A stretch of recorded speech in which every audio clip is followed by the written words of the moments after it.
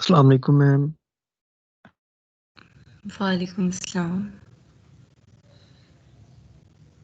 कैसी हैं मैम आप? अल्हम्दुलिल्लाह। आप लोग सुने?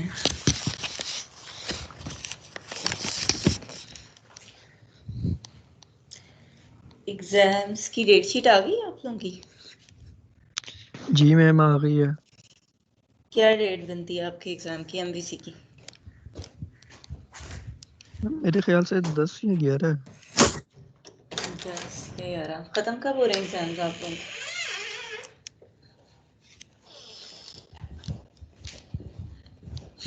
मैम नो ये आईडिया। डिफरेंट हो रहे हैं ना सब्जेक्ट्स जिस अच्छा, जिसके हैं।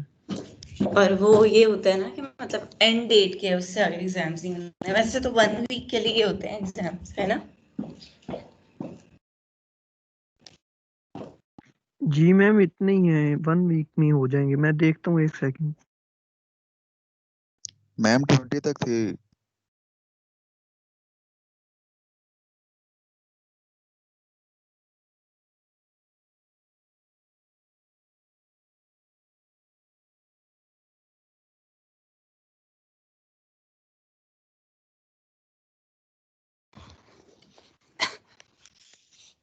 हाँ जी। कनेक्शन चेंज किए। कनेक्शन थोड़ा ख़राब था, दूसरा वाला। अच्छा, तो क्या बात कर रहे थे? हम एग्ज़ाम्स की बात कर रहे थे। डेट क्या फाइनल है? 11 या 12 आपने कहा, और मेरे ख्याल में 15 तक आपके एग्ज़ाम्स हो भी जाएंगे। और रिज़ल्ट, जो भी आपका पेपर होता है, विद इन 2 डेज़ आपके पेपर्स चेक हो जाते हैं, जो भी एग्ज़ाम होता है आपका। तो मैम 7 को 11 स्टार्ट हो 12 रहे हैं और 12 13 को 14 लास्ट है। तारीख 12 को लास्ट है। बड़ा थोड़ा टाइम है वैसे। अच्छा अच्छा, सही है। जो आपका पेपर होता है ना, हर पेपर आफ्टर 2 डेज मार्क हो जाता है। मेरा इंटरनेट बहुत इशू कर रहा है आज, बहुत ज़्यादा, एज यू कैन सी। मेरी आवाज़ और आप लोगों मैम को एलियंस हमारा की तरह है नहीं आ रही? मैम हमारा 10 डेट को है। 10 को है? अच्छा अच्छा, ठीक है यस ठीक मैम, रात के है, नो 6 इशू। बजे है। शाम के 6 बजे। यूनिवर्सिटी में ही है ना, शाम के अल्लाह ना 6 बजे। करे। यूनिवर्सिटी में ही है। अल्लाह ना करे वाली क्या बात होगी भाई? वाकई यूनिवर्सिटी में एग्जाम भी फाइनल हो गया हुआ है। हमें इन्होंने अच्छा अगले वीक अच्छा रिव्यू मैम। कराना है जी। मैम जो आपने कहा था कि यूनिवर्सिटी में अगर हुए तो आपको एक्स्ट्रा क्लास दूंगी, वो कब से देंगी? एक्स्ट्रा क्लास का मैंने सोचा तो हुआ है वैसे। आप लोगों की, हमारे पास 2 क्लासेस होंगी, 2 से 3 क्लासेस रिवीजन के लिए होंगी। आपकी एक मेकअप क्लास भी होनी है। 2 से 3 क्लासेस होंगी हमारी रिवीजन की। तो या तो ये कर लेंगे कि उसमें 3 क्लासेस रिवीजन की काफ़ी नहीं होंगी, देख लेंगे ना। अगर इनफ ना हुआ तो टाइम कर लेंगे, सजेस्ट भले से पेपर से एक दिन पहले कर लेंगे, ठीक है? मैम अब तो ऑन कैंपस है, इस चीज की अशद जरूरत है अब। ऑन कैंपस से तैयारी शायद तुम लोगों ने की नहीं हुई ना, व्हाट्सएप पे छापे मार मार के। इतना तुम मैम लोग, अभी बिल्कुल ही सीरियस तुम है। लोग माशाल्लाह केयर फ्री होकर बैठे हुए थे, और अब तुम लोग की जान निकली है। पता नहीं पेपर बनता कैसे, हमें तो पता भी नहीं है। फिलहाल देखा नहीं है, देखा भी तो आपने एक बनाया? ग्लैंस ही होती है। नहीं, मैंने नहीं बनाना होता पेपर। पेपर हर सब्जेक्ट के कोऑर्डिनेटर ने बनाना होता है। सब इंस्ट्रक्टर्स पेपर नहीं बना सकते, कोऑर्डिनेटर्स बनाते हैं। ये है कि अगर लास्ट टाइम मेरे पास था, लेकिन मुझे सुबह के टाइम ही मेरे ख्याल में मिला था, तो मैंने उसी टाइम देखा था पेपर। अब जो ऑन कैंपस एग्जाम होना होता है, वो तो वो हमें ऑनलाइन नहीं दिखाएंगे, जाके देखना पड़ेगा। तो मैम देख लीजिएगा, फिर हमें गेस्ट दीजिएगा। नहीं, गेस्ट शेस्ट कोई नहीं होते। 5 टॉपिक्स हैं तुम लोग के, अभी भी तुम लोग को गेस्ट चाहिए? कि लेजेंड्स हो तुम लोग। पता है तुम लोग के पेपर में मेन चीज़ क्या है करने वाली? मेन चीज़ है तुम लोग को डेरिवेटिव इंटीग्रेशन आनी चाहिए, और कुछ भी नहीं है इसमें। गिन के 5 टॉपिक है, इतना कम सिलेबस किसी सब्जेक्ट का नहीं होगा, जहाँ से भी मर्जी कंपेयर कर लो। कौन सा सब्जेक्ट है जिसके सिर्फ 5 टॉपिक्स हैं करने वाले? मेरा तो नहीं ख्याल कोई होगा।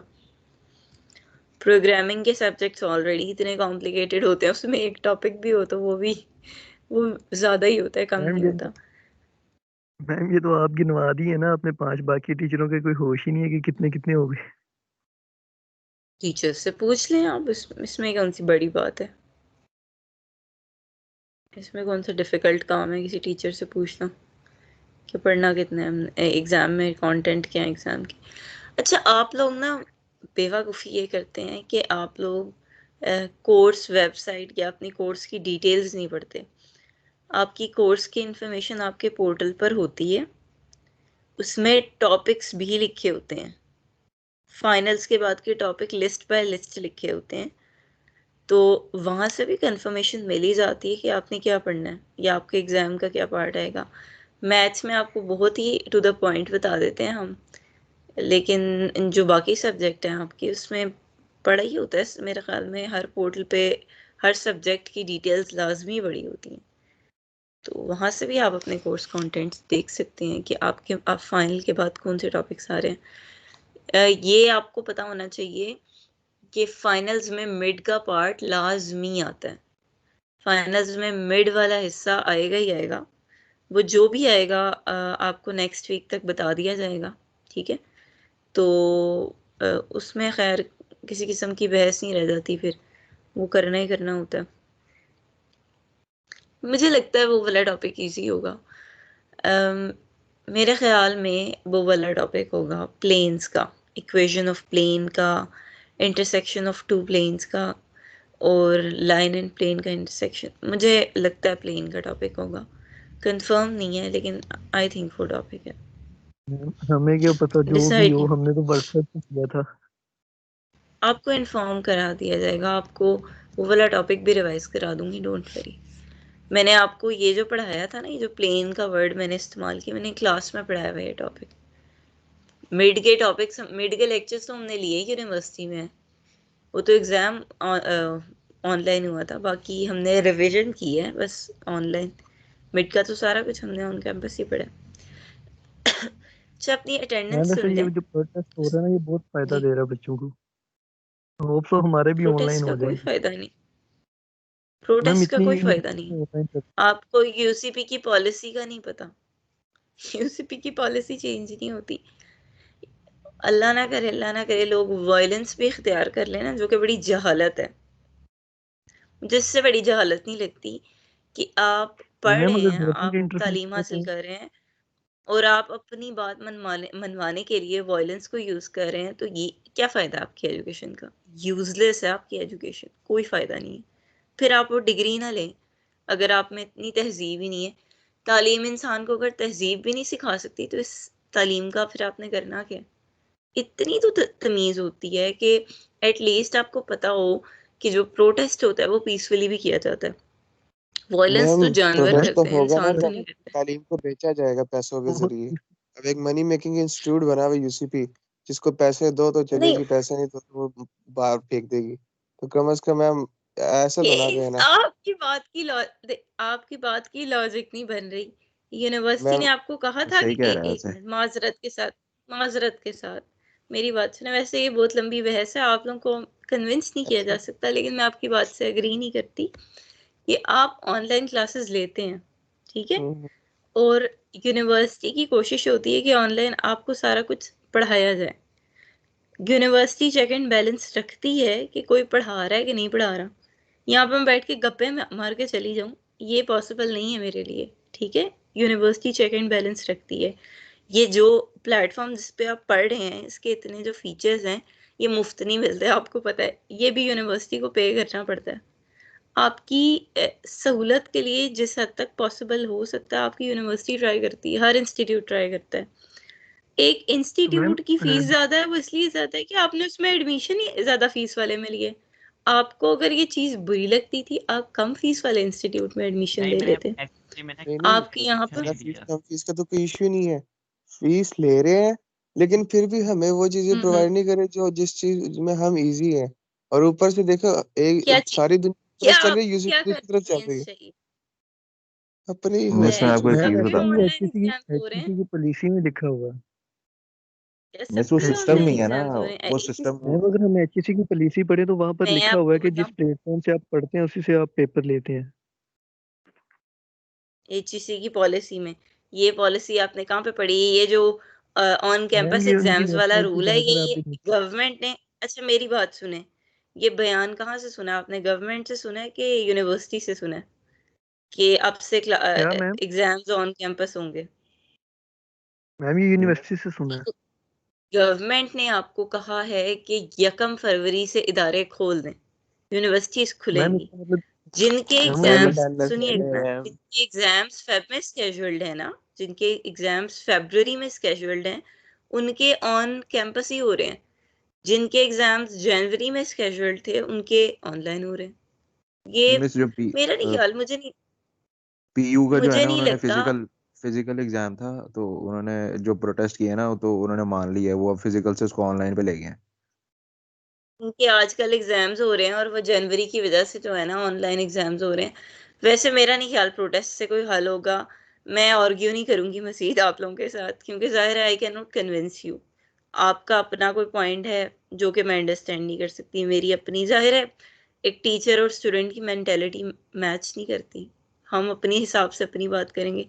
वी ट्राई कि आप लोगों को हर तरह की जो है ना कन्वीनियंस प्रोवाइड की जाए, आपको पढ़ने में किसी किस्म का कोई मसला ना हो। लेकिन आपकी अपनी थ्योरी है, उसको मैं अब कैसे आर्ग्यू करूंगी? आर्गुमेंट से ना बस बहस होती है और कुछ भी नहीं होता, टाइम वेस्ट होता है। तो let's start the lecture. Allah करे जो आप लोगों की बेहतरी हो उसमें। Amir Ali, present ma'am. हारिस इमरान,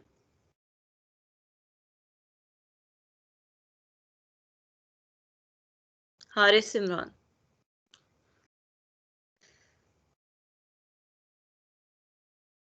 नहीं है, ये एंड पे आएगा अटेंडेंस लगवाने। Walid Haider, brother ma'am. Talha Riaz, present ma'am. Bakhtawar Nisar, Tayyab Bashir, yes ma'am. Ayesha Iqbal, yes ma'am. Ozan Imran,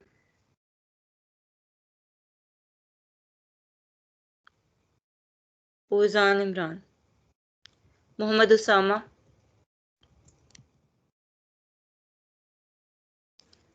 Mohammad Usama, Fawad Ahmad,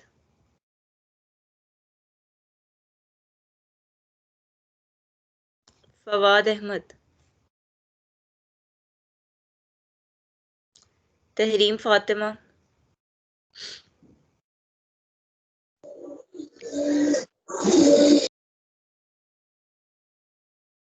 Tahreem Fatima,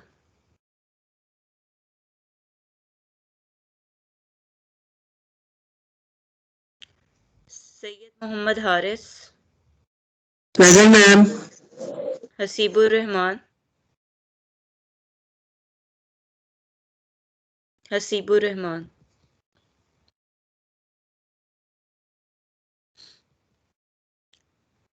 मोमिन सैफुल्लाह,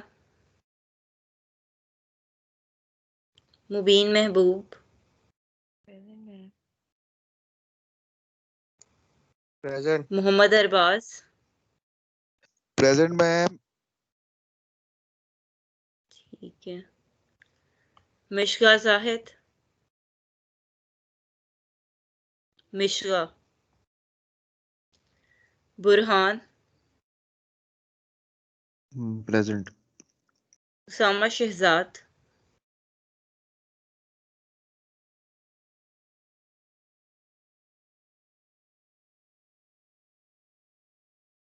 उसामा शहजाद नहीं है, ठीक है भाई। ईशा जलील,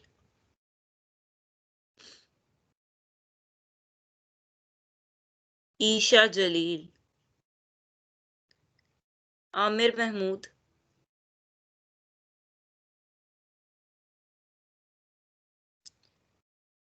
ईशा जलील भी नहीं, आमिर महमूद भी नहीं, Jamal Ashraf, present Amir Hamza, present Mohammad Wasay, present ma'am. Zain Safdar,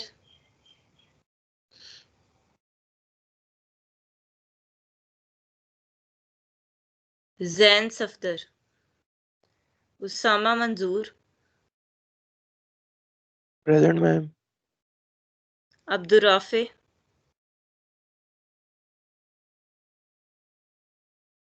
Faizan Ahmad, present ma'am. Ehsan Iqbal,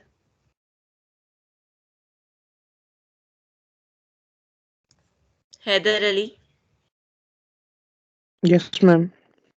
Mohammad Siddique, ma'am present अपनी बात मैम प्रेजेंट मैम। वो माइक ऑन नहीं हो रहा। अतीब शाहिद, अच्छा अतीब शाहिद मैम ये सबसे कॉल नहीं किया। हैं, अमीर हमजा। अमीर हमजा, रुकें जरा, हाँ मिसप्लेस हो गया, अमीर हमजा ठीक है, अटेंडेंस लगी हुई है मैम आपकी। एहसन इकबाल। अतीब शाहिद, एहसन इकबाल प्रेजेंट। वेट करें पहले, मुझे आगे आगे की अटेंडेंस लगा लेने दें। अतीब शाहिद, इसकी भी परफॉर्मेंस बहुत ख़राब है, अल्लाह खैर करे, ऑन कैंपस एग्ज़ाम्स हो गए, इसका बचना नामुमकिनात में लग रहा है मुझे। Ismail Raza, similar is the case with these two students. अच्छा, अगर आप लोग चाहते हैं ना कि आपकी जो सीपी है उसमें 7 मार्क्स हर बच्चे के लगें, तो जो मैं क्लास टास्क दिया करूँगी, वो मैं रेगुलर 3 डेज तक क्लास टास्क दिया करूँगी, वो सबमिट कराना है।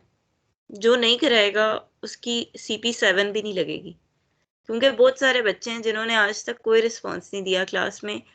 मैं उनको डेड बॉडीज अज्यूम करती हूँ, और डेड बॉडीज को कम से कम 5 मैं सीपी दे दूंगी, क्योंकि ज़ाहिर है 0 देते हुए मुझे थोड़ा सा अजीब लग रहा है। 5 से 10 ज़्यादा किस सीपी तरह उनको नहीं मिलेगी आउट ऑफ 10। 10 तो नहीं मिल सकती, 10 सिर्फ उनको मिल सकती है जिनका मुझे पता है। उन स्टूडेंट्स का जो क्लास में 8, 9, 10 उन स्टूडेंट्स को मिलेगी जो क्लास में पार्टिसिपेट करते हैं। And by participation I mean कि मैं कुछ सवाल पूछती हूँ तो जवाब दिया है उन्होंने, और उन बच्चों के नेम मैंने खास तौर पे लिखे हैं। जी जी मैम, मैं समझ गया आप किन बच्चों की बात कर रही है। बिल्कुल, तो आप भी दे देते क्लास पार्टिसिपेशन तो आपको भी मेरा मिल नाम तो जाने थे। शायद नहीं होगा, है ना? हम्म, वो उसमें से आपको शायद पता होगा, बट यू कैन से आपको थोड़ा बेटर उसका आइडिया होगा, आपने जितनी मैम क्लास पार्टिसिपेशन की। टीचर की तरफ बेईमानी नहीं या मुझे किस तरह पता हो? नहीं, हाय। अच्छा हाँ मैंने, जी चलो आज ठीक है, आज मैं सवाल पूछूंगी ना, तुम जवाब देना, ठीक है? मैम, इसको ये फेवरेटिज्म नहीं कहते, मैम ये इट जाती है, मेक्स मैं समझने सेंस। लगा। नहीं, it makes sense, it makes sense, ये लॉजिक की बात होती है। जो बच्चा जवाब देता है उसकी सीपी लगती है, जो नहीं जवाब देता उसकी क्या सीपी लगेगी? यू आर दी जज, तुम जज करो इसको, क्या इसका तरीका है, कैसे सीपी देते हैं? जो बच्चा मुझे कोई रिस्पॉन्स ही नहीं दे रहा क्लास में, मैं सवाल पूछती हूँ उसके पास कोई जवाब ही नहीं है, आप नहीं देते ना जवाब, ये आपको भी पता है। 7 रहने से 8 दे दीजिएगा बस। ना आपकी ना नहीं, 8, 8 पे 8 इधर दे ना, दीजिएगा। इधर हम सूट नहीं खरीद रहे, चुप करके बैठो। हमजा इलियास के यानी, हमजा इलियास के यानी, हमजा इलियास के यानी, Ismail Razzaq, Abdullah Naveed, present ma'am Mirza Usama Ali Baig, Mirza Usama Ali Baig, Abdul Rauf, present ma'am. Mirza Usama Ali Baig नहीं है, अली रेयान। ये जो अली रेयान है ना, इसको मैंने नोटिफाई करना था कि, चलो सही है, कि इसकी हो गई हैं 15 छुट्टियां। जिस बच्चे की 15 छुट्टियां हो जाती है ना, उसको एग्जाम में बैठने की इजाजत नहीं है। राजा मोहसिन, मिस वो आ रहा है, वो कह रहे थे अटेंडेंस लगा दे, मैं आ रहा हूँ। Mohammad Ahmad, present present present Waleed Ahmad,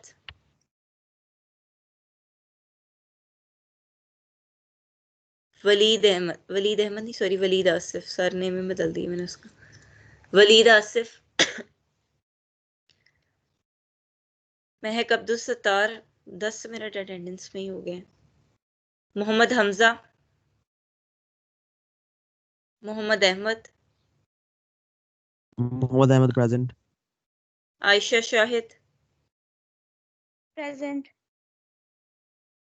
अब मुझे वो बच्चे नाम अपना बताएं जिनकी अटेंडेंस नहीं हुई अब तक। ओजान इमरान है, इमरान प्रेजेंट। हारिस इमरान,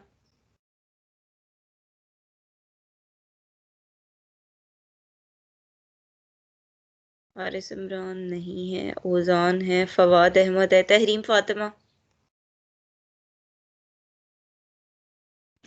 मैम फवाद ने लिखा हुआ है। तहरीम फातिमा, मैम उसका मैसेज आया कि उसके इंटरनेट नहीं आ रहा, नहीं क्या इशू। जैन सफ्तर। ये स्क्रीन पे आप लोगों के नेम से देख लें। मिशगा है क्लास में, मिशगा जाहिद, मेरा नहीं ख्याल है। चलो ठीक है, अटेंडेंस अब 5 मिनट पहले होगी। हाँ, मौसूफ अब मैं नाजिल हो गए और मुझे नहीं कोई काम लगाया ही नहीं, मैं, अटेंडेंस ही लगाती रहूं आपकी। ऐसे नहीं इकबाल कर देगा।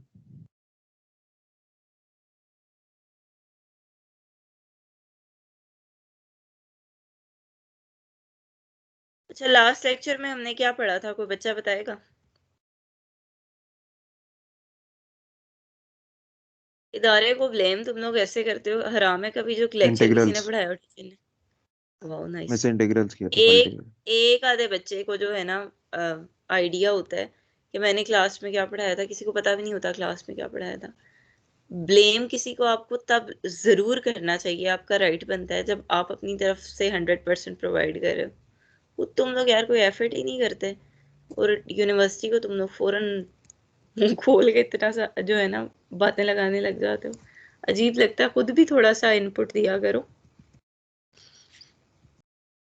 अब वो बच्चे बात करते थोड़े अच्छे भी लगते हैं जो एक्चुअली लेक्चर सुनते हैं, जो पढ़ रहे होते हैं। खैर, मैम ये बच्चे कौन चलें बच्चे छोड़ें। बुलवाए थे? मैं आपको नाम लिख के स्क्रीन पे शेयर करूंगी। मुझे अल्हम्दुलिल्लाह डर नहीं पड़ा हुआ। ये वो बच्चे हैं जो क्लास में बाकायदगी से पार्टिसिपेट करते हैं और ये मेरे ख्याल में 6 से 7 ही बच्चे हैं बस, ये शायद 5 माय बच्चे हैं गिन के। ठीक है, आपको मैं बता दूंगी, आप टेंशन ही ना लें। नहीं, फेवरेटिज्म एक की का तो बात नहीं पता होती। था, मिर्जा हाँ, उसामा वो अली तो शेख आपको बहुत ही, साहिब। आज तो मैं हाँ वो उनकी तो आपका लेट बेस्ट। लगवाऊंगा ना। लास्ट टाइम उन्होंने मेरी लेट लगवाई थी, आज मैं उनकी लेट लगाऊंगा बाद में जब वो अटेंडेंस ले, लगवाने के लिए। लेट तो मैं आजकल खैर किसी की भी नहीं लगाती, वो तो नहीं आपको मैम, आज अंदाजा आप हो गया। उसकी लगाएंगी क्योंकि लास्ट टाइम उसने मेरी लगवाई थी वजह कि मैम अमीर हमजा लेट अच्छा, आया, आपने उसकी प्रेजेंट क्यों लगाई है, उसकी लेट लगाए। अपनी आज आपने उसकी लेट अपने लगाई। अपने जाती जो तुम लोग झगड़े हैं ना औरतों वाले, वो बैठ जाके मैम लड़ना। ये हम देखिए ना, लेक्चर पढ़ते ये हैं। देखा, अब ये फेवरेटिज्म है। ये फेवरेटिज्म है।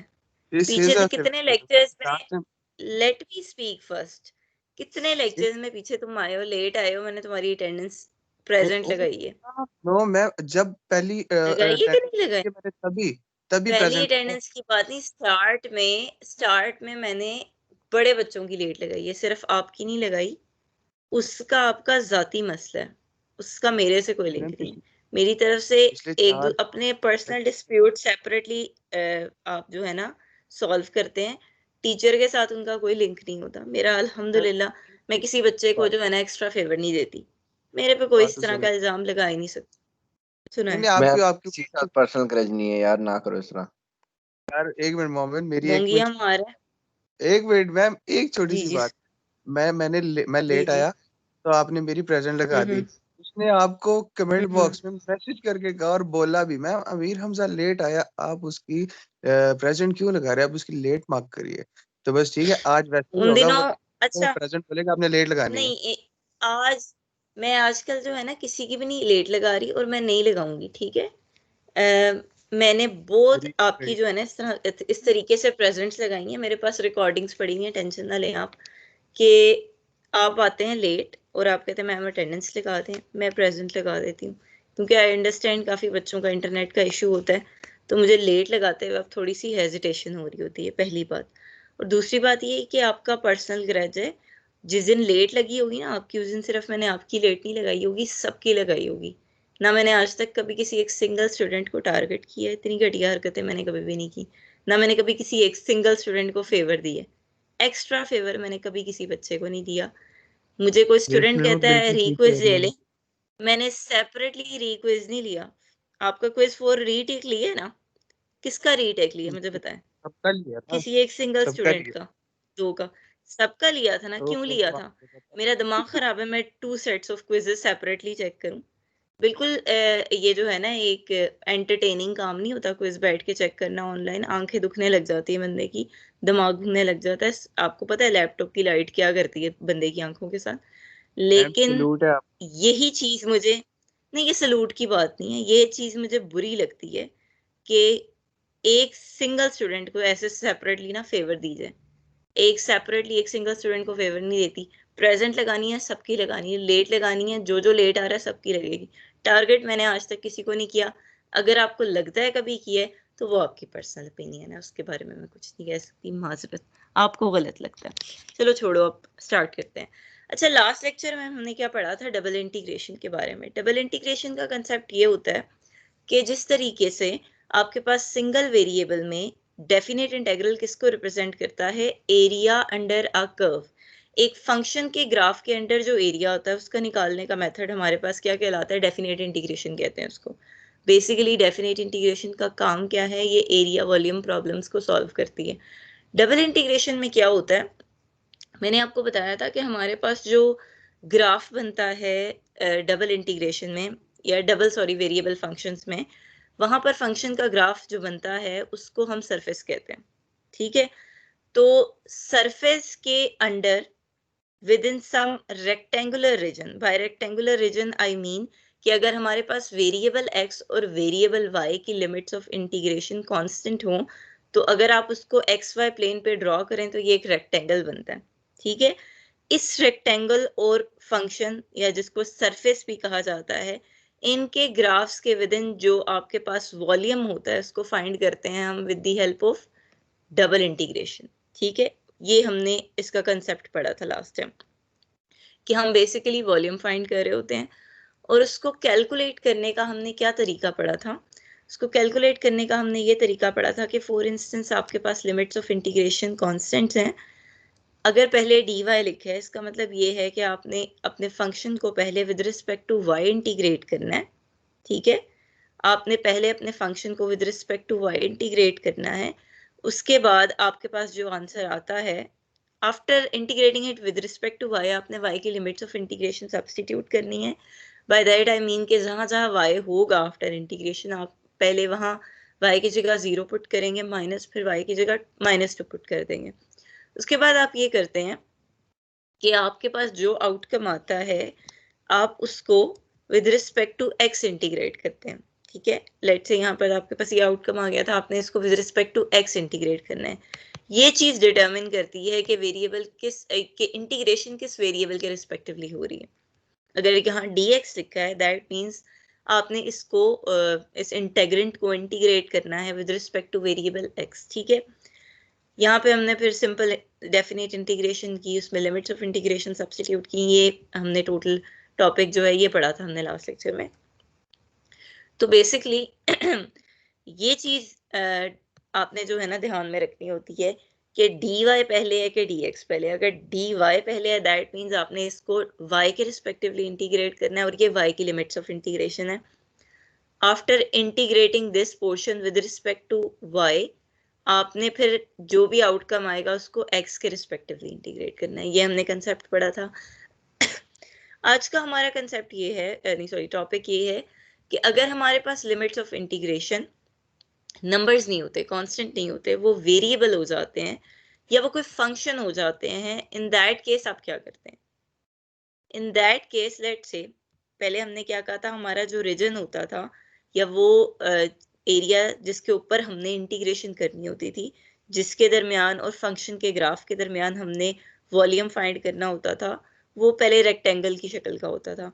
अगर वो हमारे पास रेक्टेंगुलर शेप का ना हो, कोई डिफरेंट शेप हो लाइक दिस, आप y और x का ग्राफ बनाएं, y और x की जो लिमिट्स हैं वो हमारे पास वेरिएबल हैं या फंक्शंस की फॉर्म में है, उनको जब हम ड्रॉ करते हैं वो एक रेक्टेंगल नहीं बनते बल्कि एक अनयूजुअल या इरेगुलर शेप बन जाती है। तो उसके और फंक्शन के दरमियान जो इन बिटवीन वॉल्यूम है उसको अब हमने फाइंड करना है। तो उसको फाइंड करने का क्या तरीका है, बेसिकली इसको कैटेगराइज करते हैं हम दो क्वेश्चंस में। सबसे पहले वो ये कह रहे हैं कि लेट से आपके पास जो इंटेग्रल है उसमें x की लिमिट्स कांस्टेंट हैं, लेकिन आपके पास जो वेरिएबल y की लिमिट्स हैं वो फंक्शंस हैं, ठीक है, या वेरिएबल y की लिमिट्स वेरिएबल है, ठीक है। ये कांस्टेंट के बराबर नहीं है बल्कि किसी फंक्शंस के बराबर हैं। इन दैट केस आप इंटीग्रेशन कैसे करेंगे, सबसे पहले आपने क्या करना होता है, मैंने आपको शायद याद हो कि मैंने आपको कहा था अगर कांस्टेंट लिमिट्स होती हैं तो आप पहले इन केस ऑफ कांस्टेंट लिमिट्स, सिर्फ कांस्टेंट लिमिट्स के केस में, ये जो सवाल आपने किया हुआ है क्वेश्चन नंबर 2, ये इस तरीके से भी सॉल्व कर सकते हैं। मतलब आप पहले dx के x के रिस्पेक्टिवली इंटीग्रेट कर दें, बाद में y के रिस्पेक्टिवली। सॉरी, मुझे ना मेरी अजीब सी आवाज आ रही होगी फ्लू की वजह से। खैर, पहले आपने x के रिस्पेक्टिवली भी इसको इंटीग्रेट कर सकते हैं और देन y के रिस्पेक्टिवली भी इंटीग्रेट कर सकते हैं। ये सिर्फ उस केस में पॉसिबल है जब आपके पास लिमिट्स ऑफ इंटीग्रेशन दोनों कांस्टेंट्स के बराबर होती हैं। अब यहाँ पे क्या होगा कि वो कह रहे हैं कि आपके पास अगर वेरिएबल x की लिमिट्स ऑफ इंटीग्रेशन कांस्टेंट्स के बराबर है लेकिन वेरिएबल y की लिमिट्स ऑफ इंटीग्रेशन वेरिएबल के बराबर है या फंक्शन के बराबर है, इन दैट केस आप फंक्शन को पहले विद रिस्पेक्ट टू y ही इंटीग्रेट करेंगे। मतलब कि जिस वेरिएबल की लिमिट्स ऑफ इंटीग्रेशन फंक्शंस के बराबर होंगी आप फंक्शन को पहले उसी के रिस्पेक्टिवली इंटीग्रेट करेंगे। Then after integrating this part, अब जो आपके पास आउटकम आएगा उसको आप with respect to x integrate करेंगे। इसको अंडरस्टैंड करने के लिए एक एग्जांपल लेते हैं। हमें कहा गया है कि ये हमारा इंटेग्रेंड है, इसको हमने इंटीग्रेट करना है और जो रीजन मतलब जो बाउंड्री है जिसके इन बिटवीन और फंक्शन के इन बिटवीन हमने वॉल्यूम फाइंड करना है वो हमारे पास ये है, y is equals to 2x square and y is equals to 1 plus x square। क्या आपको वेरिएबल x की लिमिट्स नजर आ रही हैं? इसमें लिमिट्स ऑफ इंटीग्रेशन y की हैं। वी कैन इजीली सी ये लिमिट्स जो है ना वेरिएबल लिमिट्स है, मतलब y की लिमिट्स जो हैं वो फंक्शंस के बराबर हैं। y is equals to x square है, y is equals to 1 plus x square है, y की लिमिट्स ऑफ इंटीग्रेशन होगी। x की लिमिट्स ऑफ इंटीग्रेशन नजर आ रही किसी को सवाल में? No ma'am. नहीं है हमारे पास, ठीक है। इन दैट केस आप क्या करते हैं, when you have two limits of variable y and both of them are functions of variable x, in that case आप क्या करते हैं, आप इन दोनों को इक्वल कर देते हैं। आप क्या करते हैं, दोनों को इक्वल कर देते हैं। वजह क्या होती है, ये इक्वल करने से आपको इनका पॉइंट ऑफ इंटरसेक्शन मिल जाएगा। पॉइंट ऑफ इंटरसेक्शन वो पॉइंट होता है जहां पर ये दोनों ग्राफ्स आपस में एक दूसरे को इंटीग्रेट करते हैं। हमें बेसिकली एक बाउंडेड रीजन चाहिए। बाउंडेड का मतलब ये होता है कि वो कहीं से ओपन ना हो, मतलब कि लेट से ये एक बाउंडेड शेप है, इसकी चारों साइड्स बंद है। क्या शेप हमारे पास बाउंडेड नहीं होगी? ये वाली। वजह क्या है, नीचे से ओपन है। तो बेसिकली आपके पास वो शेप बाउंडेड नहीं होती जो क्लोज नहीं होती। तो हमें बेसिकली ये करना है कि हमें वो शेप चाहिए जिसके ऊपर, जिस रीजन के ऊपर या जिस हमारे पास जो पोर्शन है जिसके ऊपर हमने, जिसके विदिन और इस फंक्शन के विदिन हमने इंटीग्रेशन करनी है, वो बेसिकली हमारे पास बाउंडेड होना चाहिए। और वो बाउंडेड होने के लिए लाजमी है कि इन दोनों का जो ग्राफ बने वो क्लोज्ड हो, इन दोनों का जो ग्राफ बने हमारे पास वो क्लोज्ड हो। तो उसके लिए हम क्या करेंगे, उसके लिए हम ये करेंगे, हम इनका पॉइंट ऑफ इंटरसेक्शन निकालेंगे और दो फंक्शंस का, कोई से भी दो फंक्शंस हो उनका पॉइंट ऑफ इंटरसेक्शन निकालना। वैसे बेसिकली ये आपने कैलकुलस में पढ़ा हुआ है, लेकिन आई अज्यूम कि आपने ऑनलाइन क्लासेस में ध्यान नहीं दिया होगा, तो खैर है, छोड़ें, वो हम ऐसे भी फाइंड कर सकते हैं, कोई इतना मुश्किल काम नहीं। When you have limits of variable y and both of them are function of variable x, आप उसको वेरिएबल एक्स की लिमिट्स ऑफ इंटीग्रेशन निकालने के लिए क्या करेंगे, आप इनके पॉइंट्स ऑफ इंटरसेक्शन फाइंड कर लेंगे। मतलब आप इन दोनों फंक्शंस को इक्वल करते हैं, इक्वल करने से आपके पास जो इक्वेशन आएगी उसका सोल्यूशन में आपके पास जो वेरिएबल एक्स की वैल्यूज आएंगी, बेसिकली वो वैल्यूज आपके पास एक्स की लिमिट्स ऑफ इंटीग्रेशन होंगी। क्या किया मैंने, वेरिएबल वाई की लिमिट्स को मैंने इक्वल किया है और इक्वल करके मेरे पास जो एक्स की वैल्यूज आई है ये एक्स की लिमिट्स ऑफ इंटीग्रेशन है। अब सवाल ये आता है, ये तो हमारे पास एक्स की लिमिट्स ऑफ इंटीग्रेशन आ गई ना, हमें पता है -1 छोटा है और +1 बड़ा होता है, तो एक्स की लोअर लिमिट 1 हो जाएगी, एक्स की अपर लिमिट 1 हो जाएगी। क्या कोई मुझे बता सकता है इन दोनों में से वाई की अपर लिमिट कौन सी है और वाई की लोअर लिमिट कौन सी?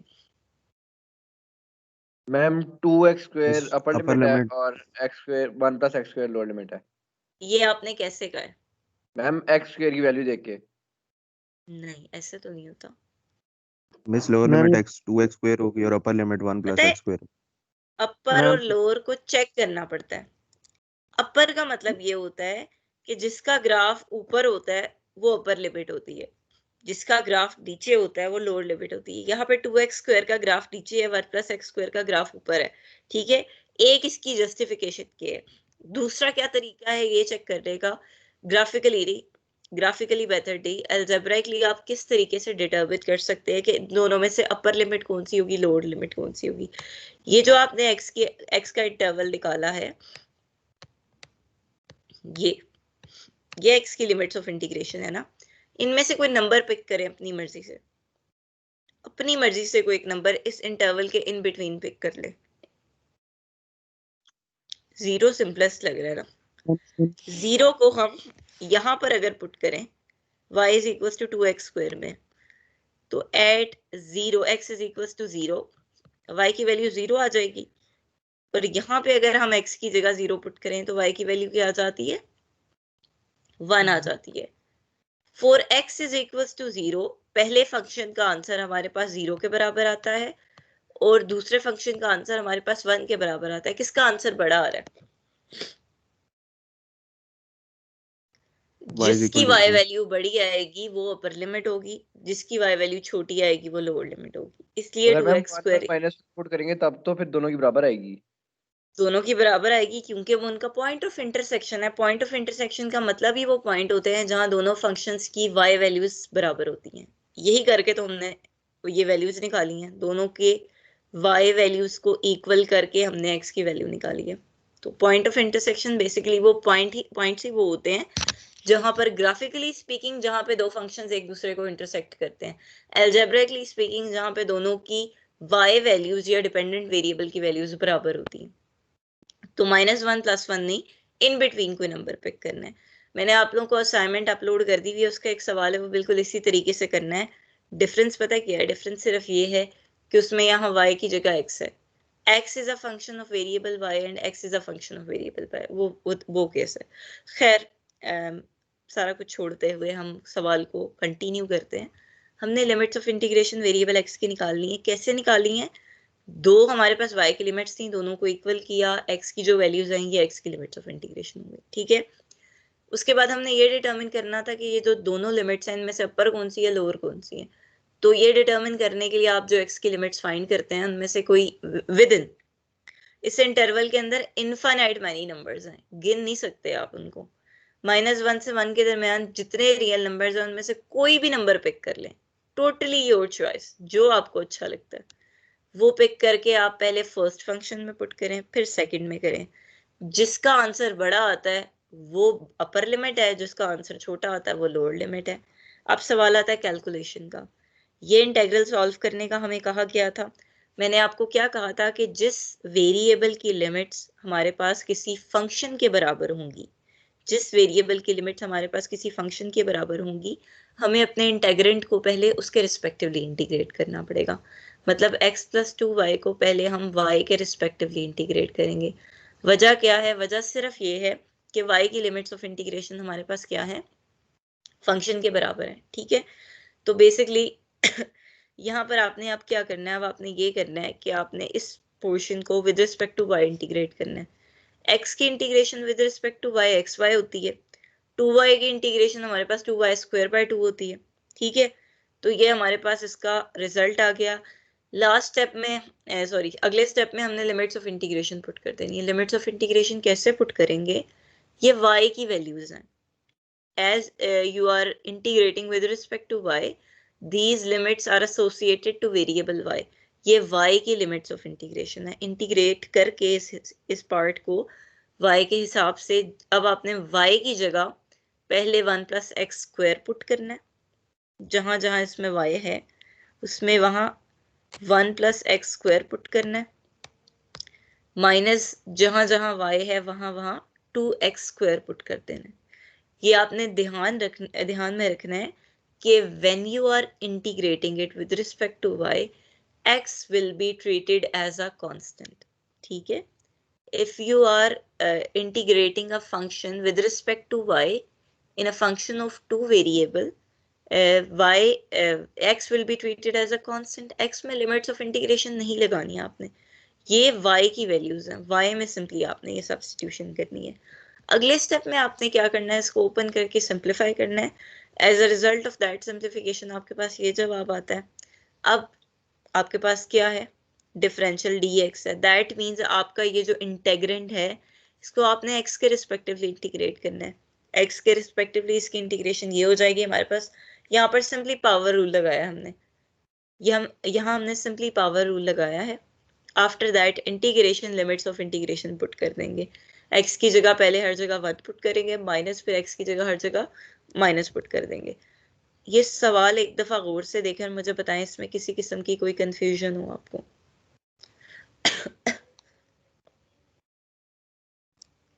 एक मिनट के लिए इस सवाल को जरा गौर से मैम देखें। एक दफा रिपीट कर दें। वो मैं कर देती हूँ, वो मैंने करना ही करना है। कोई आपका पर्टिकुलर स्टेप हो जो आपको कंफ्यूज कर रहा है मुझे बताएं, मैं वो रिपीट करूंगी, स्पेसिफिकली उस पर फोकस करूंगी ताकि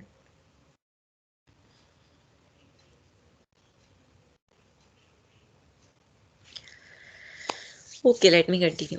अच्छा, मैंने आपको क्या कहा था, मैंने कहा कि हमारे पास अगर एक फंक्शन है जिस फंक्शन ऑफ 2 वेरिएबल्स आपने उसको इंटीग्रेट करना है, आपके पास एक वेरिएबल की लिमिट्स कांस्टेंट है और एक वेरिएबल की लिमिट्स फंक्शंस के बराबर हैं, तो आपको अपने गिवन फंक्शन को या इंटेग्रेंड को पहले उस वेरिएबल के रिस्पेक्टिवली इंटीग्रेट करना पड़ता है जिसकी लिमिट्स ऑफ इंटीग्रेशन फंक्शंस के बराबर होती हैं, ठीक है।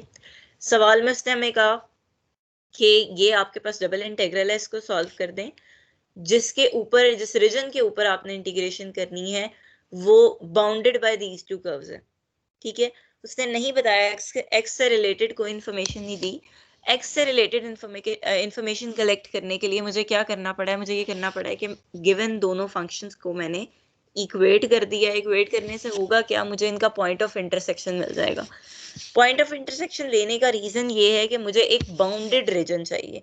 बाय बाउंडेड आई मीन वो कहीं से ओपन ना हो, ठीक है। तो पॉइंट्स ऑफ इंटरसेक्शन का मतलब ये होता है जहां दोनों ग्राफ्स आपस में इंटरसेक्ट करते हैं।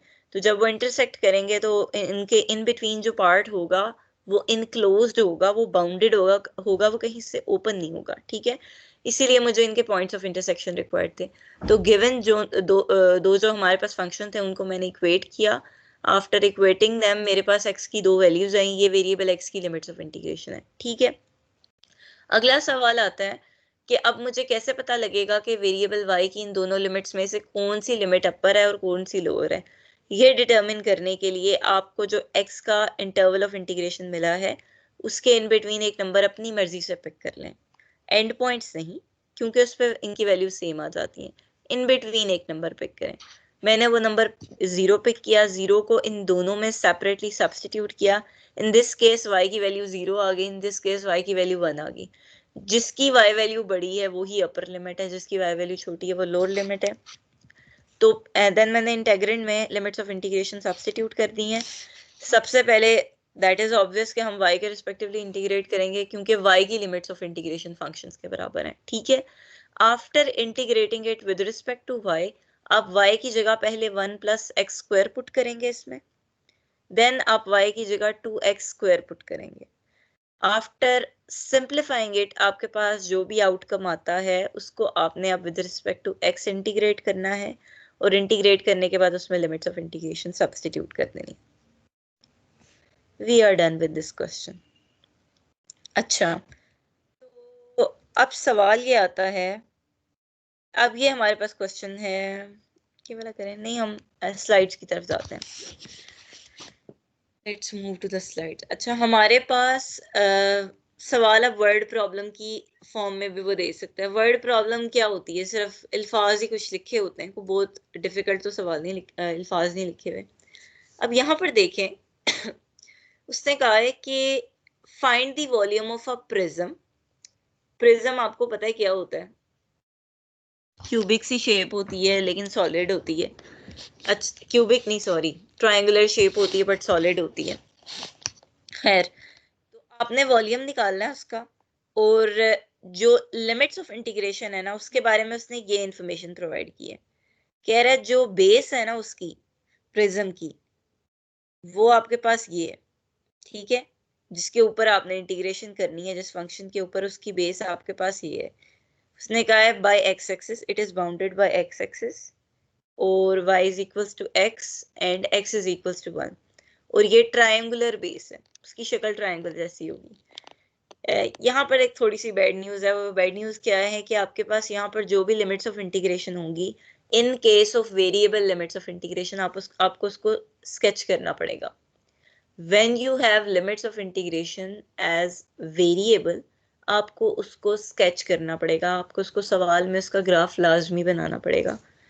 यहाँ पर हमने क्या किया है, एज यू कैन सी कि हमने ये जो लिमिट्स ऑफ इंटीग्रेशन थी ना उनको एक्स वाई प्लेन पे ड्रॉ कर दी। अच्छा, कोई मुझे ये बता सकता है एक्स एक्सिस की क्या इक्वेशन होगी? एक्स एक्सिस की क्या इक्वेशन होती है? y equals 0. y is equals to 0। शाबाश।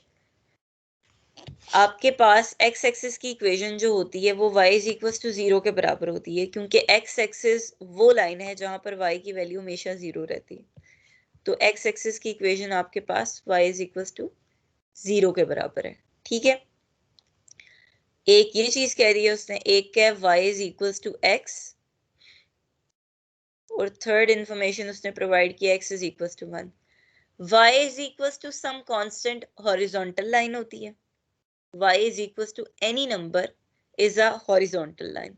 y is equals to a constant is a vertical line. और ये आपके पास जो आइडेंटिटी फंक्शन होता है, इसको आपको अगर डायरेक्ट इसका स्केच आता है तो भी ग्रेट है, अगर नहीं आता तो टेबल बना के करना पड़ेगा आपको। अच्छा, तो y is equals to x की एक line, x is equals to 1 की एक लाइन, और y is equals to 0, मतलब कि x axis. Within that region y की लिमिट्स तो हमें मिल गई हैं। y की लिमिट है 0 और y की लिमिट है x। इस पोर्शन में x की सबसे छोटी वैल्यू क्या है? Within this triangular region is 0। शाबाश, एक्सीलेंट। हमारे पास यहाँ x की सबसे छोटी लिमिट, वेरी गुड, x की सबसे छोटी लिमिट हमारे पास 0 है। बाकी तो x की वैल्यूज पॉजिटिव हैं और वो बड़ी ही होंगी जाहिर है 0 से, फर्स्ट क्वाड्रेंट है। तो हमें x की लिमिट्स मिल चुकी हैं, limits of integration, and that would B 0 to 1, और y की लिमिट्स ऑफ इंटीग्रेशन हमारे पास वेरिएबल हैं, and these are 0 to x, ठीक है। As we can see y की लिमिट्स ऑफ इंटीग्रेशन वेरिएबल हैं। We have to integrate this function first with respect to y then with respect to x। वही काम हमने यहाँ पर किया है। हमने पहले अपने इंटेग्रेंट को जो है with respect to y integrate करना है, और उसकी लिमिट्स ऑफ इंटीग्रेशन हमारे पास 0 to x है।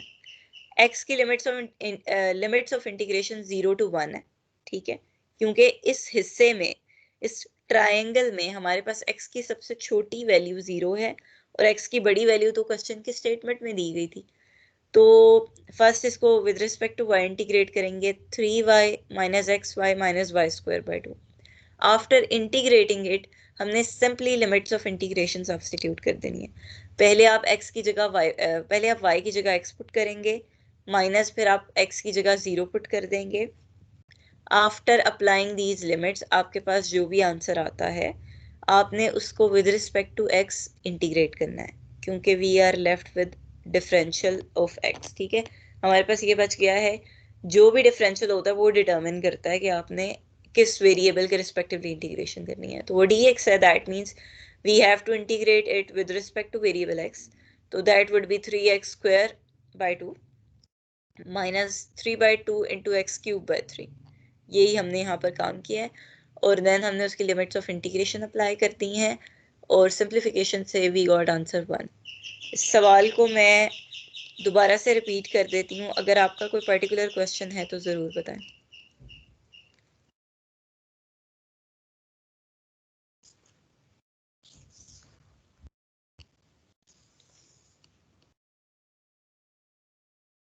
आपका कोई पर्टिकुलर क्वेश्चन है तो बताएं, अगर नहीं है तो मैं दोबारा से, वैसे भी रिपीट तो मैंने करना ही है। कोई पॉइंट जो आपको बॉदर कर रहा हो, कोई स्टेप।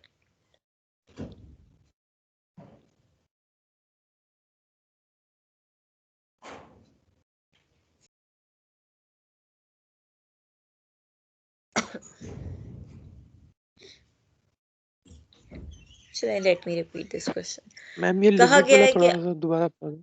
मैं बता देती हूँ, कहा गया आपने वॉल्यूम निकालना है एक प्रिज्म का, ठीक है, जिसकी प्रिज्म आपको पता है कि एक 3D शेप होती है जो कि ट्रायंगल की शक्ल की होती है, बट इट्स अ सॉलिड। तो उसकी जो बेस है, ठीक है, मतलब जिस रीजन के ऊपर वो बनी हुई है, जो उसका समझ लें लोअर सरफेस है, वो एक ट्रायंगल की शेप का है, और वो बाउंडेड बाय दीज 3 लाइंस है, ठीक है।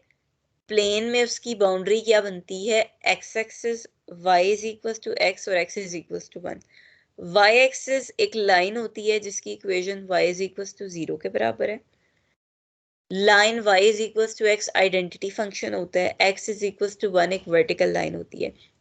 इन तीनों लाइंस को मैंने ड्रॉ किया है on xy plane. As a result of that, मेरे पास I can easily say there is a triangle. इस ट्रायंगल में मैंने ये देखना है कि मेरे पास वेरिएबल x की सबसे लोअर लिमिट क्या है। x को क्यों देखा है, y की लिमिट भी असल में मेरे पास आ चुकी है, लोअर लिमिट, y की अपर लिमिट भी आ चुकी है, x की भी एक लिमिट आ गई है। अब मुझे ये देखना है कि x की सबसे छोटी वैल्यू जो है विद इन दिस रीजन वो कौन सी है। आई कैन ईजिली सी कि वो मेरे पास x इज इक्वल टू 0 है। x की सबसे छोटी limit within this region मेरे पास 0 के बराबर है, ठीक है। तो x is equals to 0 will be the lower limit, x is equals to 1 will be the upper limit of variable x, and the lower limit of variable y will be 0 and upper will be variable x. तो simply मैंने वो limits of integration substitute किए हैं। Function को first मुझे with respect to y integrate करना पड़ेगा, क्योंकि y की लिमिट्स ऑफ इंटीग्रेशन वेरिएबल के बराबर हैं। जिस भी वेरिएबल की लिमिट्स मेरे पास किसी फंक्शन के बराबर हो जाती हैं, उसके रिस्पेक्टिवली मुझे इंटेग्रेंट को फर्स्ट इंटीग्रेट करना पड़ता है। तो यहाँ integration first will be with respect to variable y के रिस्पेक्टिवली इंटीग्रेट किया, after integrating it limits of integration put करनी, पहले y की जगह x, फिर माइनस y की जगह 0 पुट कर देना, फिर जो आउटकम आता है उसको with respect to x integrate करना होता है, और उसमें ये लिमिट्स ऑफ इंटीग्रेशन सब्स्टिट्यूट करनी होती है, ठीक है। अच्छा, मुझे कोई डेंसिटी का वर्ड, इसका मीनिंग क्या है, कोई ये बता सकता है?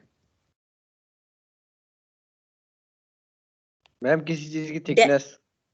एज पर शाबाश, एक्सीलेंट। यूनिटेरियन। थिकनेस को, हाँ, वो फॉर्मूला हमारे पास होता है, लेकिन वो उसकी एक एग्जांपल लेते हैं कि लेट से आपके पास 2 पार्किंग लॉट्स हैं सेम एरिया के साथ, एक में 4 गाड़ियां खड़ी हैं और एक में 8 गाड़ियां खड़ी हैं। आपसे कोई पूछे which one is more dense, तो आप 8 गाड़ी कहेंगे द वाली one with 8 cars, the one with 8 cars is more dense. तो जिसकी ज्यादा थिकनेस होती है उसको हम कहते हैं ज्यादा डेंस है। मैथमेटिक्स में हमारे पास डेंसिटी, मास और एरिया का रिलेशनशिप ये होता है, ठीक है। Mass is equal to density into area होता है। तो लेट से आपको डेंसिटी गिवन है और आपको एरिया, ये हमारे पास बेसिकली एरिया को रिप्रेजेंट कर रहा होता है ना, d a, d x d y basically हमारे पास विड्थ और हाइट को रिप्रेजेंट कर रहे होते हैं, smallest width and smallest height को।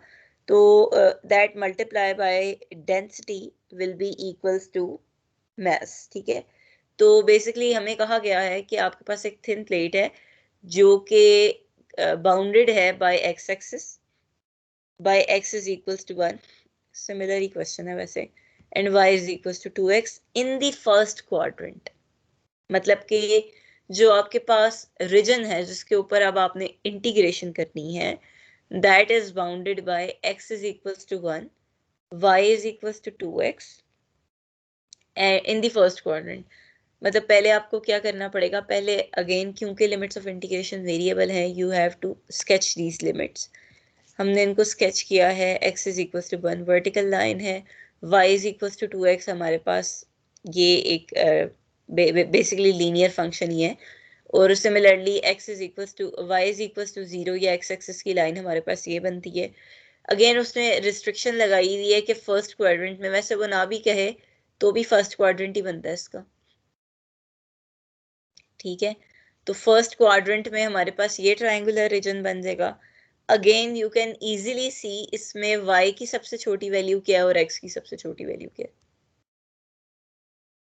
In first quadrant smallest value of variable y and smallest value of variable x क्या होती है? 0 मैम।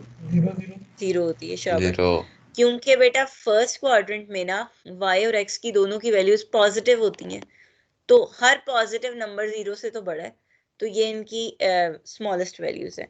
तो यही हमने काम किया यहाँ पर। लोअर लिमिट्स इन दोनों की 0 हैं। अगेन वेरिएबल y की लिमिट्स हमारे पास 2x है, that means it's a function, तो we have to integrate this function first with respect to variable y then with respect to variable x, ठीक है। तो 6x की इंटीग्रेशन हमारे पास 6xy हो जाएगी, फिर 6y स्क्वायर बाय 2 हो जाएगी। यहाँ पर गलती की हुई है, that would B y square by 2। Power rule लगाना है ना, नीचे डिवीजन तो होगी। सिमिलरली यहाँ तो सही है। अच्छा, यहाँ कैलकुलेशन की मिस्टेक होगी, इन केस अगर आप रिविजन कर रहे हो आपको लगे कि यहाँ मिस्टेक है, तो यहाँ पर 6y स्क्वायर बाय 2 है, 2 स्किप किया हुआ है। खैर, आफ्टर दैट आपने क्या करना है, आपने ये करना है कि इसमें लिमिट्स ऑफ इंटीग्रेशन पुट कर देनी है। मतलब जहां आपके पास एक y है, y की लिमिट्स ऑफ इंटीग्रेशन है ना, y है वहां 2x पुट कर दें, माइनस y की जगह 0 पुट करेंगे, वो तो टोटली वैनिश ही हो जाएगा। इसको सिंप्लीफाई करेंगे, वी विल गेट दिस। इसको आप with respect to x integrate कर दें और लिमिट्स ऑफ इंटीग्रेशन पुट कर दें।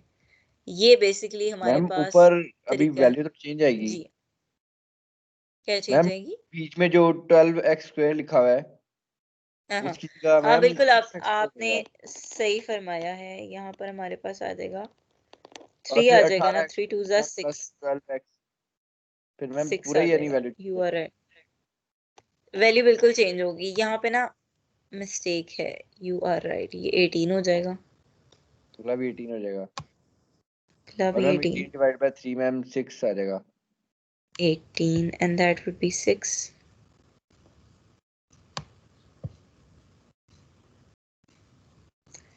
ये हमारे पास 6 के बराबर आ जाएगा, मतलब कि टोटल आंसर 12 के बराबर आएगा। ठीक है भाई, शाबाश। ये बेसिकली हमारे पास 12 के इक्वल आ जाता है, ठीक है। तो ये बेसिकली हमारे पास मेथड था। अच्छा, वैसे ये वाला क्वेश्चन ट्राई करें आप लोग। सबसे खुद पहले करने तो की खुद को करने की कोशिश करें और मेरे से शेयर करें सोल्यूशन, नहीं होगा तो मैं ही कराऊंगी। ये स्लाइड्स आपके पास हों भी ना, ये आप तब भी नहीं कर सकते। ग्राफ के जरिए ना करें, जिस तरीके से मैंने कराया था उस तरीके से करें, जो मैंने फर्स्ट क्वेश्चन का मेथड कराया था उस तरीके से करने की कोशिश करें, ग्राफ के जरिए से ना करें। ग्राफ ऐसे आपने लाजमी बनाना है, आई रिपीट।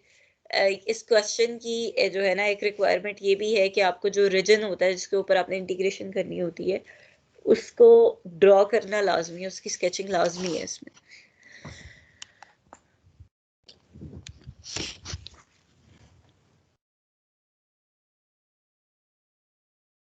एमवीसी में आपकी ग्राफ से बचत होती रही है सारा सेमेस्टर। कैलकुलस के बच्चे रोने वाले हुए होते हैं, उनका ग्राफ का बड़ा रोला पड़ा होता है। आप लोगों ने तो मेरे ख्याल में ऑनलाइन एग्जाम्स दिए थे कैलकुलस के।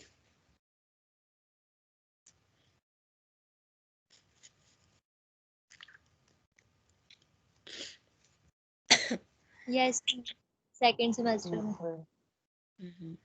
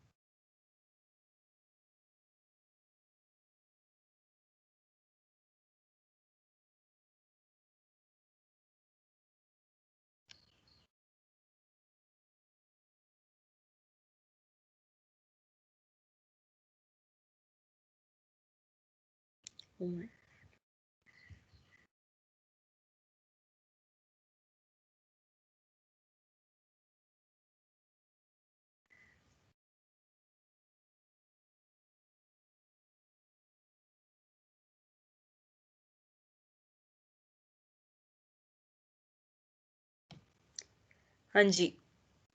किसी ने लिमिट्स ऑफ इंटीग्रेशन निकाली? किसी का?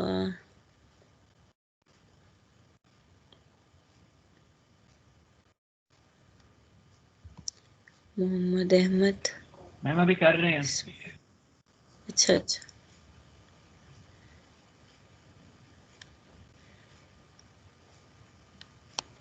क्या नाम था उस बच्चे का? नाम ही भूल गई। अमीर हमजा। अमीर हमजा, आपने लेक्चर सुना है आज का? मुझे लगता है भाग गया है। नहीं है। Amir Hamza, roll number 331।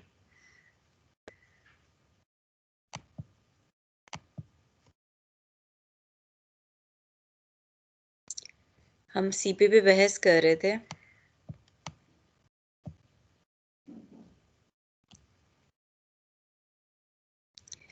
Class participation भी इंशाल्लाह नेक्स्ट वीक तक आपकी अपलोड हो जाएंगी।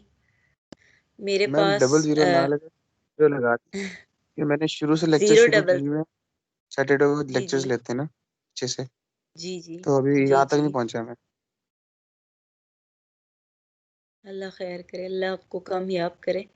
आप लोगों ने बहुत मुश्किल काम स्टार्ट किया। साथ साथ पढ़ लेते, तुम लोग फालतू लोगों की फजूल फेवर्स लेते हो ऑनलाइन फिर ना पूरे एग्जाम्स में। चलाता था, एक लेक्चर रह जाता था, फिर एक आगे एक किसी बात समझ बताना, एक बात बताओ, लास्ट क्विज में अब तुम लोगों ने, आई एम 100% श्योर सारे चीटिंग करते हैं, मुझे क्विज ला देख के पता लग जाता है।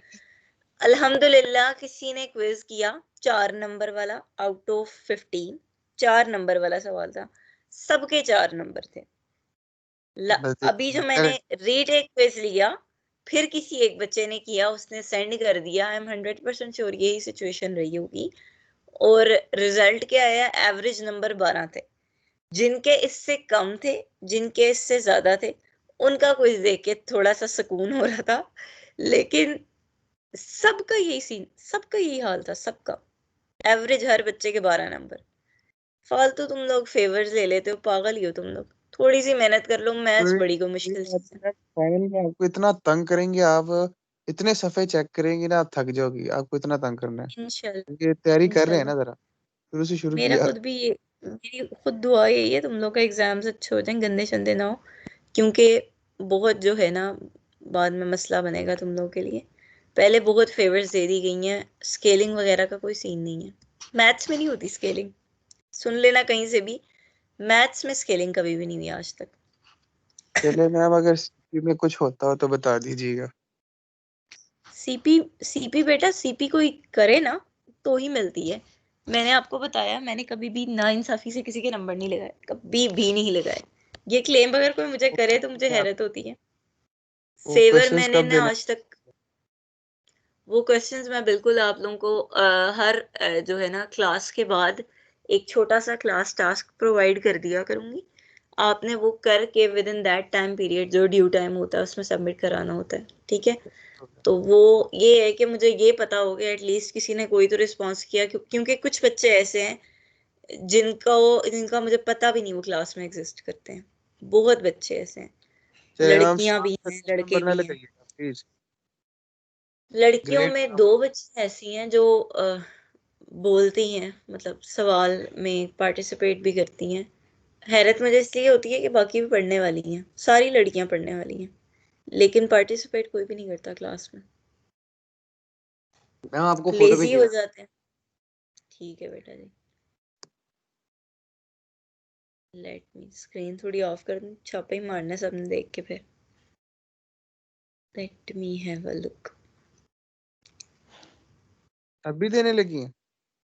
नहीं नहीं, अभी नहीं, क्लास टास्क रात तक दूंगी इंशाल्लाह, चले आप मैम, लोगों को इन्फॉर्म करके दूंगी, डोंट वरी। हाफिज।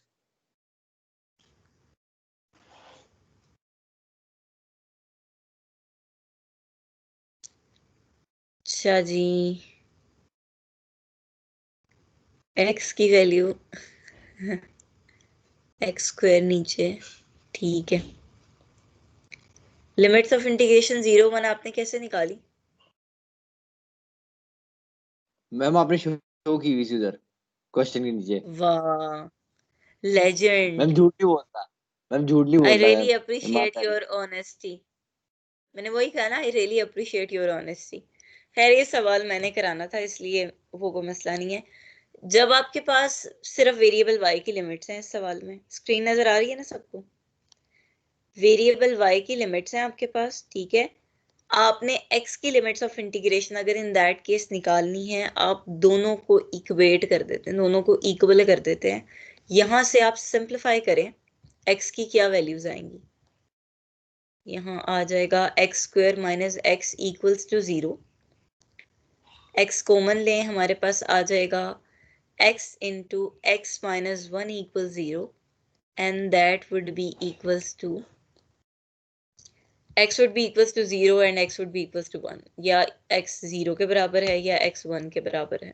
ये x की लिमिट्स ऑफ इंटीग्रेशन आ गई, ठीक है। ये x की लिमिट्स ऑफ इंटीग्रेशन आ गई। ये किस केस की बात कर रही हूँ? जब मेरे पास दोनों की लिमिट्स ऑफ इंटीग्रेशन जो है ना वो जो है फंक्शन के इक्वल है और सेम वेरिएबल है। y की लिमिट किसी फंक्शन के बराबर थी, x की लिमिट किसी फंक्शन के बराबर थी। x की लिमिट्स ऑफ इंटीग्रेशन दोनों ही मिसिंग है। x से रिलेटेड कोई हमारे पास गिवन इंफॉर्मेशन नहीं है, और जो रीजन हमें रिक्वायर्ड होता है जिसके ऊपर हमने इंटीग्रेशन करनी होती है, that has to be bounded. And by bounded I mean it should be closed, कहीं से खुला ना हो। तो बाउंड्री के लिए जरूरी है कि हम वो पॉइंट्स ऐसे ढूंढ लें जहां पर ये दोनों इंटरसेक्ट करते हैं, क्योंकि जहां x की वो वैल्यूज जहां पे ये दोनों इंटरसेक्ट करेंगे will create a bounded reason. तो फॉर दैट रीजन मैंने क्या किया है, जो दोनों मेरे पास फंक्शंस थे उनको इक्वल किए। पॉइंट ऑफ इंटरसेक्शन वो पॉइंट होता है जहां पर दोनों फंक्शंस की y वैल्यूज बराबर होती हैं, ठीक है।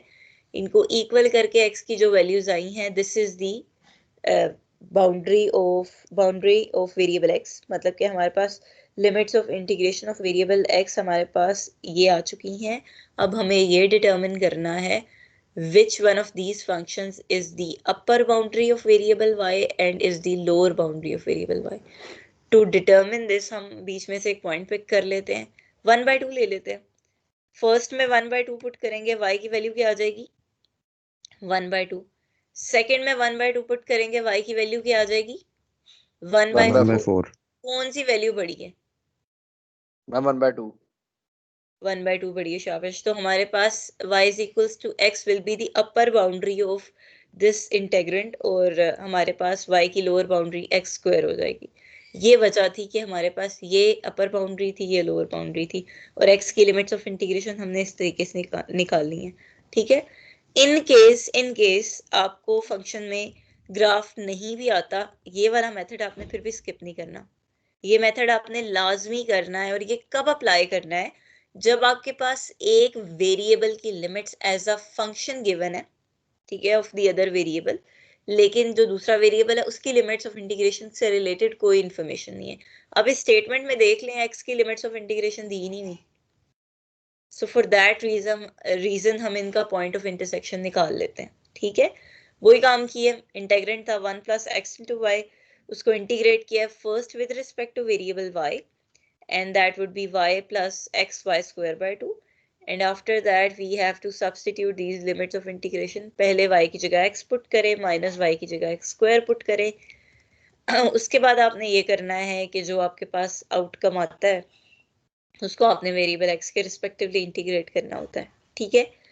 और इंटीग्रेशन करने के बाद आपने लिमिट्स ऑफ इंटीग्रेशन अप्लाई करनी होती हैं। इन दिस पर्टिकुलर क्वेश्चन हमारे पास 5/4 आंसर आया है।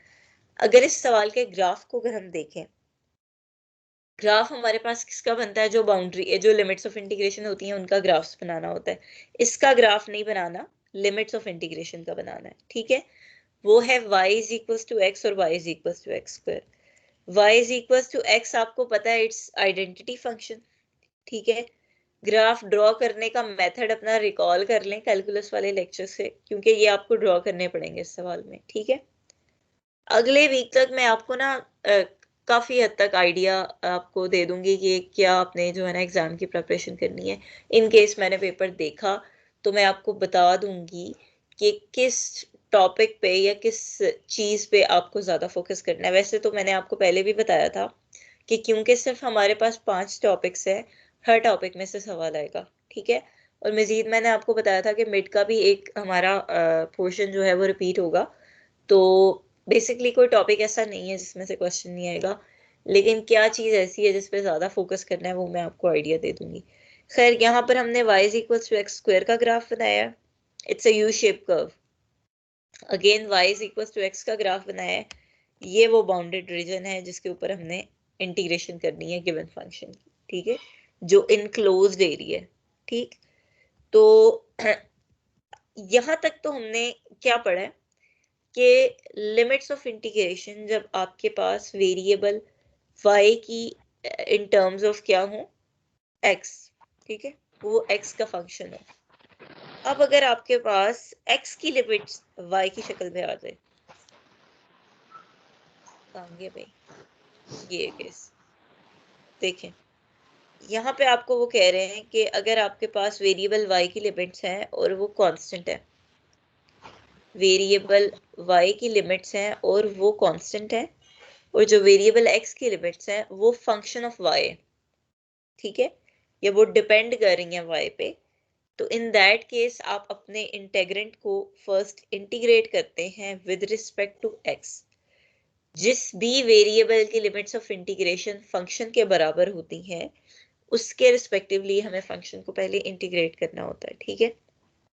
So we will be integrating this function with respect to variable x first, then we will be integrating it with respect to y, ठीक है। Constant limits of integration हमेशा outer side पर आती हैं, उसका इंटीग्रेंट बाहर होता है, और इनसाइड आप वो वाली जो है लिमिट्स ऑफ इंटीग्रेशन रखेंगे या उस वेरिएबल के हिसाब से इंटीग्रेशन करेंगे जिसकी लिमिट्स ऑफ इंटीग्रेशन वेरिएबल या फंक्शन के बराबर होंगी। In this case that variable would be x, तो हम फंक्शन को पहले x के रिस्पेक्टिवली इंटीग्रेट करेंगे। Let me give you an example. यहाँ, हाँ जी, यहाँ पर अगर आप देखें इस सवाल में उसने क्या कहा है, लिमिट्स ऑफ इंटीग्रेशन y की आपके पास 0 और 4 है, और वेरिएबल x की लिमिट्स है 1/2 और 1/2 इंटू वाई और square root of y।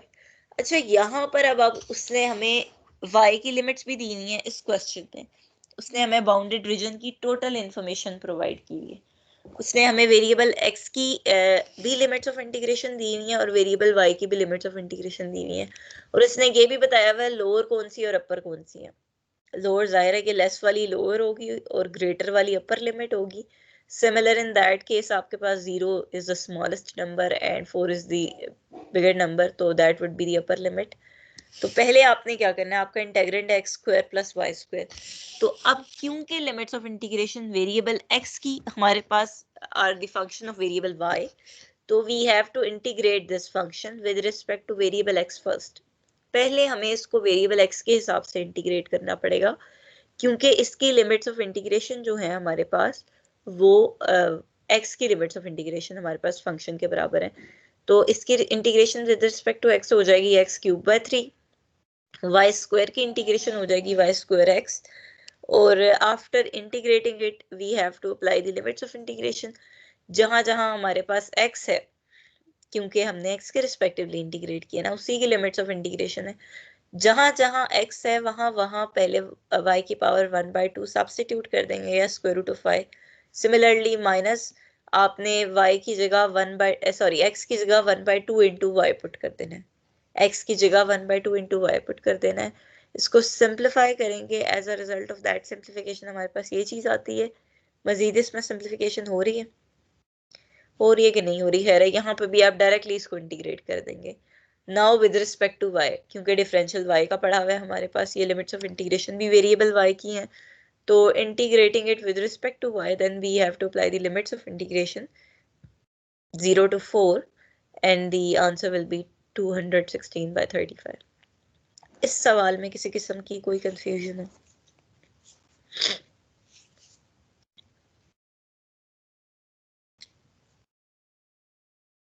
Ma'am आप जा सकते हैं। नहीं, आप नहीं जा सकते, अभी आपने 5 मिनट एक और सवाल करना है। 5 मिनट के लिए बैठ जाओ, पता नहीं ओखे क्यों इतने हो रहे होते, नहीं घर मैम, में बैठे हैं मैम बिस्तर। मुके मैम मैंने बस गलती से सवाल पूछा, सॉरी मैम। खैर एक सवाल और कर लेते हैं फिर आपको इजाजत है। बेसिकली क्लास का टाइम तो पूरा करना है ना, जो टॉपिक हमने डिसाइड किया वो तो कंप्लीट करना पड़ेगा ना। मैम क्लास से तो आप लोग 5-5 मिनट पहले स्टार्ट कर लेते मैम, जाने भी 5 मिनट पहले दिया करें। एंड आप लोगों ने मैंने क्लास 3 मिनट पहले ज्वाइन किया, और जब मैंने ज्वाइन की थी सिर्फ 3 बच्चे थे क्लास में, ठीक है। मैम वो तो उन 3 बच्चों को छुट्टी दे देना। कौन बच्चा था मैं बताऊं? एक जमाल अशरफ था, एक बच्चा, क्या नाम, मुझे उसका नाम भूल गया, उसामा शहजाद शायद, मुझे उसका फेस याद है, उस बच्चे का नेम नहीं याद, खैर मैं देख लेती हूँ। और एक तलहा रियाज था, ये 3 बच्चे थे। उनको मैं पहले क्यों जाने दूं, वो भी बैठेंगे। वही बात है, नाइंसाफी नहीं करनी, जो बच्चा बैठा है वो बैठा रहे। नाइंसाफी गलत चीज है ना, हर बच्चे के साथ एक ही तरह का बिहेवियर रखना चाहिए। अच्छा, तो ये केस है, यहाँ पे जरा मुझे लिमिट्स ऑफ इंटीग्रेशन निकाल के दिखाएं। अच्छा, एक चीज मैंने आपको नहीं बताई कि अगर आपके पास वेरिएबल y की लिमिट्स गिवन है ना as a function of variable x, तो आप ये देखते हैं कि let's say, not in this particular example but in some examples, आपके पास क्या होता है कि लिमिट्स ऑफ इंटीग्रेशन वेरिएबल की शक्ल में दी होती हैं। Let's say y depends on x, ठीक है, y is a function of variable x, तो y के हिसाब से मुझे अपने इंटेग्रेंड को इंटीग्रेट करना पड़ेगा पहले। लेकिन इंटेग्रल जो है ना, it's very complicated to integrate with respect to y first. Let's say integration by parts apply हो रही है इन अ पर्टिकुलर क्वेश्चन, आपको इंटीग्रेशन बाय पार्ट्स अप्लाई करनी पड़ रही है। और उसकी वजह क्या है? उसकी वजह ये है कि आपने पहले with respect to y integrate करना है, तो आपको इंटीग्रेशन बाय पार्ट्स लगानी पड़ रही है। हाँ, अगर आप विद रिस्पेक्ट टू x पहले इंटीग्रेट कर लेते तो आसानी होती। इन अ सिचुएशन लाइक दैट कि आपके पास जो इंटेग्रेंट है, मतलब जिसको आपने इंटीग्रेट करना है, आपने उसको अगर लिमिट्स की वजह से y के रिस्पेक्टिवली पहले इंटीग्रेट करना है और आपकी इंटीग्रेशन बहुत कॉम्प्लिकेटेड है, तो इन दैट केस आप अपनी लिमिट्स ऑफ इंटीग्रेशन को कन्वर्ट भी कर सकते हैं। कन्वर्ट करने का मतलब ये है कि आप उसको जो है उसमें थोड़ा चेंज भी लेकर आ सकते हैं। For instance in this question उन्होंने पता क्या किया है, यहाँ पर अब आप देखें तो लिमिट्स ऑफ इंटीग्रेशन जो x की हैं, y की है, वो वेरिएबल है। उन्होंने किया ये है कि इसको पहले उन्होंने ऐसे लिख दिया, थोड़ा सा मॉडिफाई करके, इसको इनवर्स ऑफ अ फंक्शन भी कहा जाता है, but you are not aware of that concept, तो leave it. y is equals to x minus 1, मतलब मैंने यहाँ से x in terms of x y को लिख दिया, ठीक है ना। मैंने y को x को जो है ना इन टर्म्स ऑफ x लिख दिया, but depending on variable y जो है ना, मैंने वेरिएबल x को लिख दिया। उनका रिलेशनशिप इस तरीके से बना दिया। सिमिलर इन दैट केस ये हमारे पास बन जाएगा y स्क्वायर माइनस 6/2, ठीक है। अब हमारे पास जो लिमिट्स ऑफ इंटीग्रेशन है वो वेरिएबल x की वेरिएबल बन गई। वेरिएबल x की लिमिट्स ऑफ इंटीग्रेशन आपके पास डिपेंड कर रही हैं y के ऊपर। आप देख सकते हैं कि हमारे पास क्या सिचुएशन थी कि इन दिस पर्टिकुलर एग्जांपल, वैसे तो लिमिट्स ऑफ इंटीग्रेशन हमारे पास x क्या इज होती इक्वल टू 5 + 1 नहीं होगा? हाँ जी, +1 होगा, शाबाश, मेरी गलती है। x is equal to y + 1 होगा, वहां पे जाके प्लस हो जाएगा।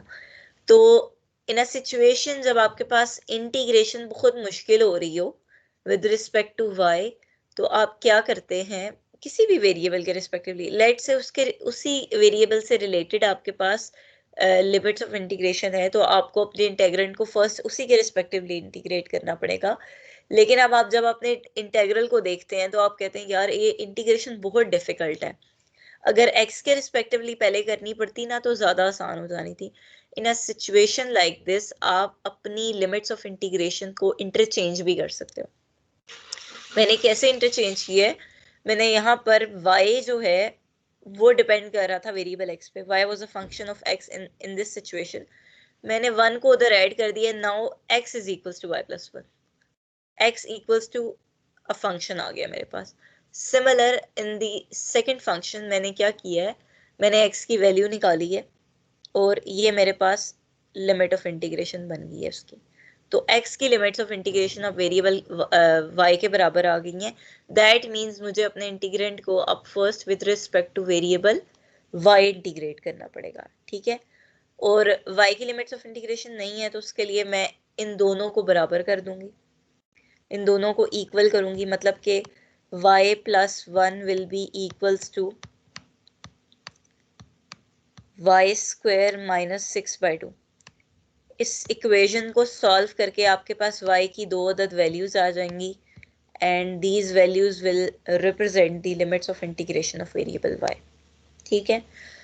तो इसी टॉपिक को एक्सटेंड करेंगे, इसी को कंटिन्यू करेंगे हम अपनी अगली क्लास में। तो इससे रिलेटेड कोई आपका सवाल हो तो ज़रूर पूछें, आज के टॉपिक से रिलेटेड किसी का कोई क्वेश्चन हो तो ज़रूर पूछें। इफ़ इट इज़ क्लियर तो हम सेशन एंड करते हैं। कोई सवाल आपका?